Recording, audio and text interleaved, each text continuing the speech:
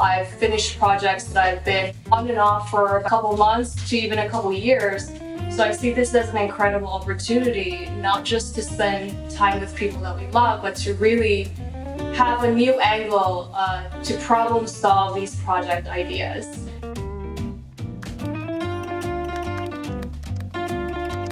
I was working full-time at Ralph Lauren as a designer, and I had a lot of places where I could gather inspiration for menswear. One rainy day, I was indoors and Bodhi happened to be on the bed. He was glancing over at me and I thought, you know what, he kind of looks like a person. So I decided to take a few items and layer him in menswear. So Bodhi started giving me all of these crazy, amazing angles, and I was so excited. And that's kind of how Menswear Dog was born. So I created all these different social accounts for Bodhi, and 2 days later, our blog was featured on GQ, and he was touted as the dog that dresses better than your boyfriend.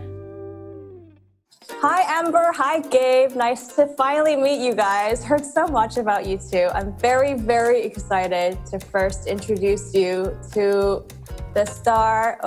Just doing a 360. Bodhi and Luke are my favorite subjects, and I wanted to sort of challenge you to use your creative mind and incorporate your pet or a friend's pet to put together an incredible photo shoot during this quarantine time.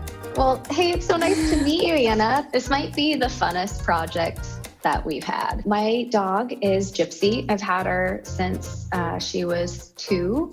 She was a rescue. I fostered dogs and cats for a long time in Minneapolis when I lived there. And then she came through and it was just like love at first sight, where I was like, no, I can't give her up to anybody else. I lived in Seoul, South Korea for some time, working and freelancing. And while I was there, a friend of mine worked for a rescue organization that sent dogs abroad from Korea. And my friends came and visited. They fell in love with the type of dog, Jindos, and they ended up adopting a 1-year-old Jindo that they named Millie.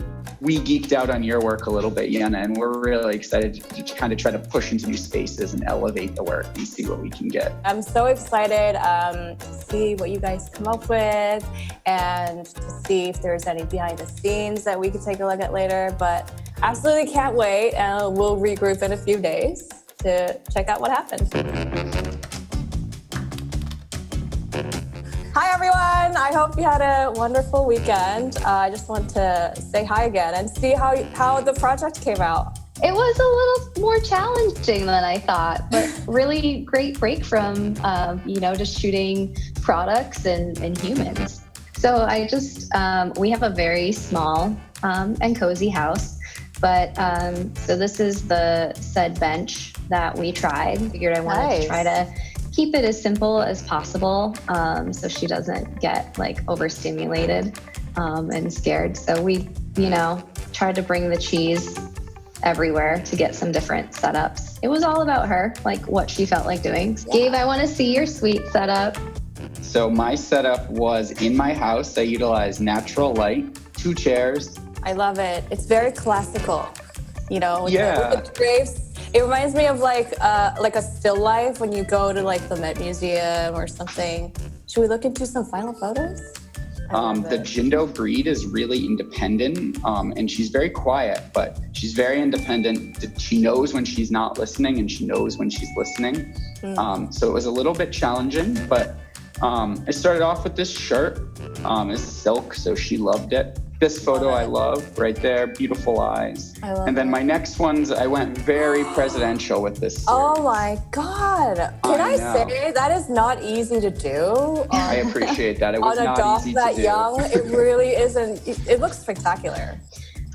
She's kind of ornery sometimes, but it also makes her really lovable. And then just for some variety, we put her little hat on. So the balancing was a little difficult, but it's like a cross between scared, awkward, annoyed.